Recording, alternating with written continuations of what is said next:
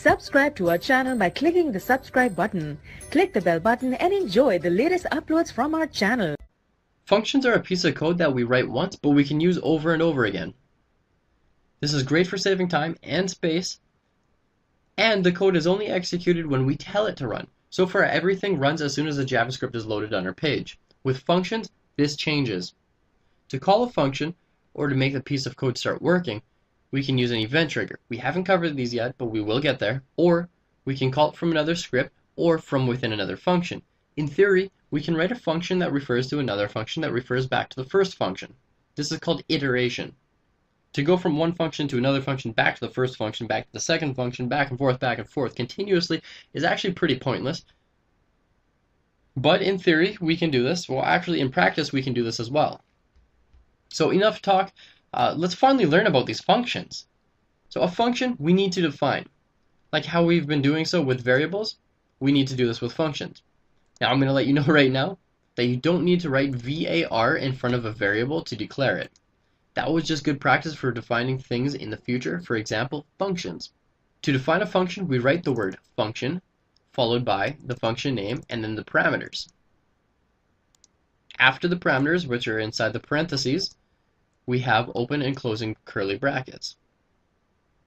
Or like the syntax below. We wrote function, our function name, this can be any name we like. We have parentheses, we have no parameters in this one, and that's acceptable. We don't have to have any parameters. Open curly bracket, close curly bracket. And just like before, we absolutely must use the curly brackets. Never ever forget them.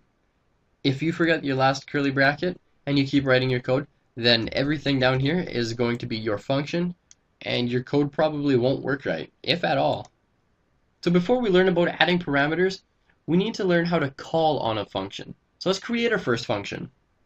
We just wrote function, name, and with a function we always have parentheses, even if there are no parameters. That is absolutely mandatory. And what our function does is it alerts us, my name is not Frank Zappa. Now, because a function will not execute the code as soon as it's loaded, we're going to have to write name, parentheses, and then semicolon. So don't let this fool you.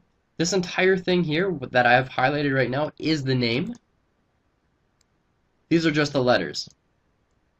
But this is the entire function name. And when you call on that, you're actually going to need to use that. So because we called the function right when the script loads, it's going to alert us. So if you can, go ahead and write that code in the page that you're working on, or in a new page, or an example page or something. Then run the code and notice how it alerts you right away. Then I want you to edit that page. I want you to take out this line and reload that same page. See what happens. Now let's look at parameters. We can also pass information into a function by accepting parameters. Parameters are also known as arguments. They don't actually argue, which can be a little bit confusing, so I stick to the term parameter. A parameter is what we put inside the parentheses, and we put it in there as a variable that you can access later inside the function. So here we have function, name, and now we have name1 and name2. So these are actually variables, and we can only use them inside this function. Once a function stops running, name1 and name2 will no longer work. These are referred to as local variables, and they're local because they're only inside functions. What we have is name1 and name2 are our variables. Inside of our function we have alert, name1, conjugation is the first name, /n means new line in JavaScript, so when it alerts us, it's going to alert us with two separate lines. We conjugated name2, and we conjugated the second part of our string, is the second name. I just wrote this in 2 lines just to show you the new line trick, and on top of that, to make the code a little bit easier to read. Now to execute this, all we do is rewrite name, and I just wrote Caleb and student. Now, if we're going to use a number, we don't need to use quotation marks. So if we just wrote 1, 2, 3, 4, 5, we don't need quotation marks. If we're using letters or white space or any other character that's not a number, always use quotations.